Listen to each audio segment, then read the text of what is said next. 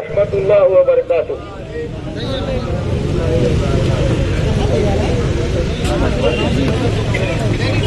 आज धरने का 55वां दिन है।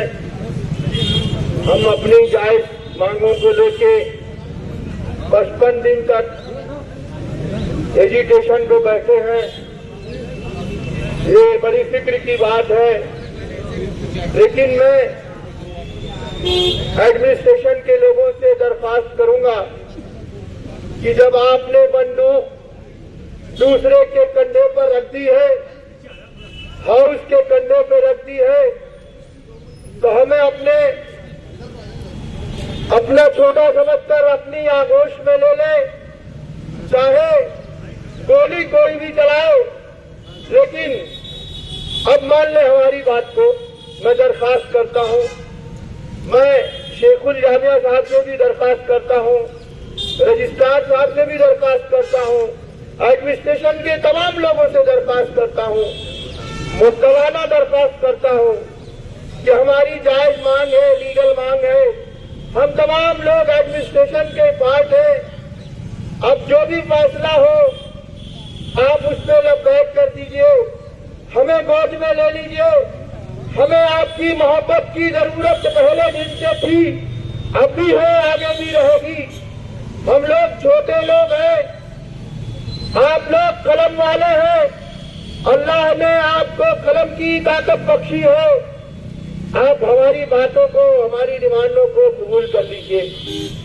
मैं पूरे मंच के माध्यम से भी और भरी भीड़ में कह रहा हूं, अगर आप हमें वोट लेने की कोशिश भी करेंगे तो हम अपने एडमिनिस्ट्रेशन के जिंदाबाद का नारा लगाते हुए जाएंगे। हमारी 10 जायज मांगे, हमने कोई नाजायज मांगे नहीं किया। जनाब, हम अब भी दरखास्त कर रहे हैं, हम तब भी दरखास्त कर रहे थे।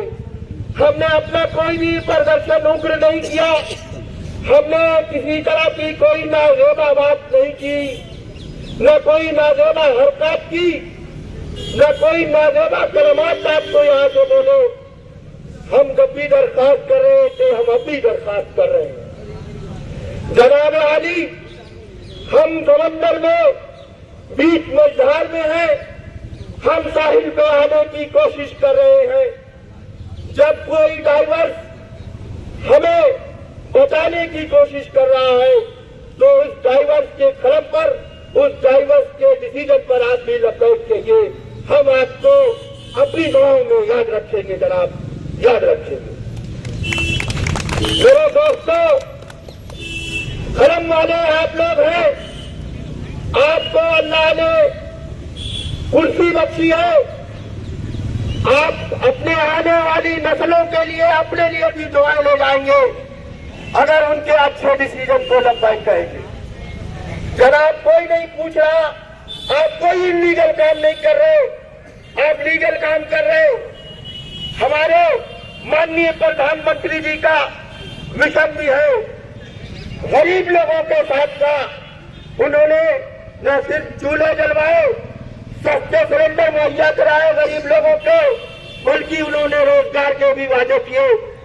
मैं आपको दरखास्त करता हूं कि ऐसे देश के प्रधानमंत्रियों की बात को कि उन्होंने रोजगार के वादे किए हैं, आप भी उनकी हां से हां मिला दीजिए।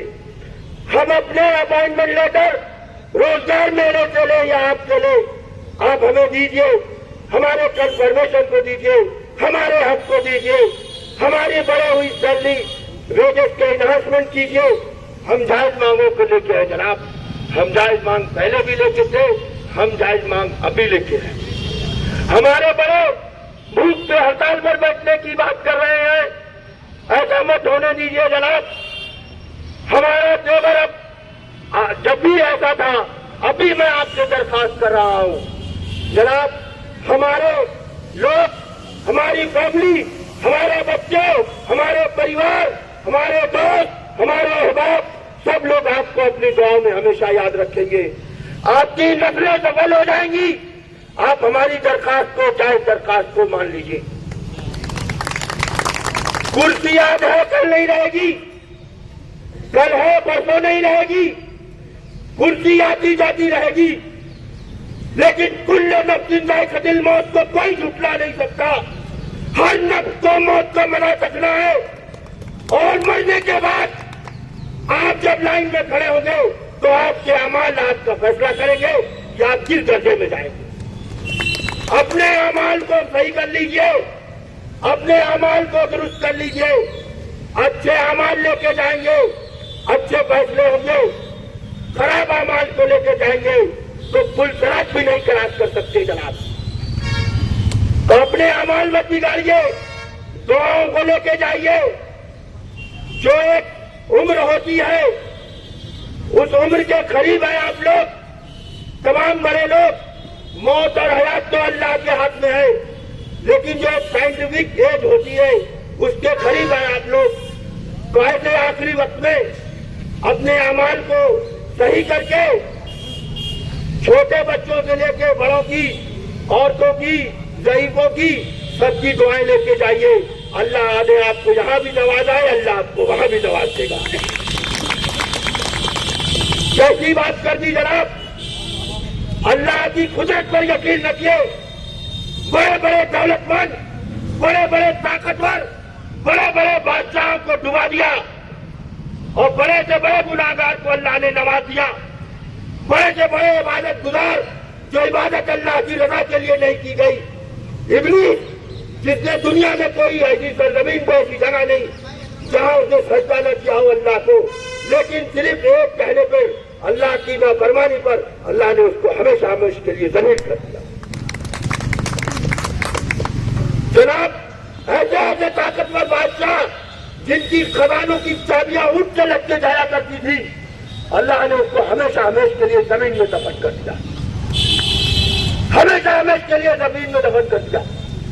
ताकत के गुरूर में चूर बादशाहों को पानी में दफन कर दिया और अल्लाह की रजा के काम करने के लालों को अल्लाह ने पानी के अंदर भी रास्ता दिया है। तो जनाब, अभी आपसे कोई बहुत बड़ी गलतियां नहीं हुई है। अगर सुधार लीजिए, अपने अमाल को सुधारिए, दुनिया और आखिरत दोनों जगह अल्लाह सरफराज कर देगा आपको। आपको जब दुनिया में पजीराई बख्शी है तो मरने के बाद आखिरत में भी पजीराई बख्श सकता है, वो उसकी ताकत है। आप पहले ईमान है, आप अल्लाह से डरिए। मरना है, हर नफ्स को मौत का मजा चखना है, हर हाल में मरना है। बड़े से बड़ा ताकतवर मर गया, दुनिया भी हजब सराय पानी देखी, हर चीज यहाँ की यानी जानी देखी। जो आके न जाए वो बुढ़ापा देखा, जो जाके न आए वो जवानी देखी। मरना है, हर हाल में मरना है, ऐसा ईमान हम सबका है। तो अपनी आखिरत को कतई खराब मत कीजिए।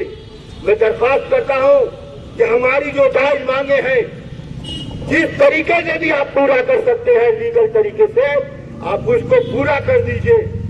मैं अब भी कह रहा हूं, मैं अपनी बात कर रहा हूं, बजाते खुद मैं मशहूद राज आपके लिए जिंदाबाद के ही नारे नहीं लगाऊंगा इस मंच पर, बल्कि आपके लिए हमेशा दुआ करूंगा जैसे मैं अपने बड़ों के लिए करता हूं। आप शेखुल जामिया हैं, आप तमाम लोगों के लिए वालिद की हैसियत रखते हैं, आप बावकार हैं, आपकी इज्जत कभी थी अभी है।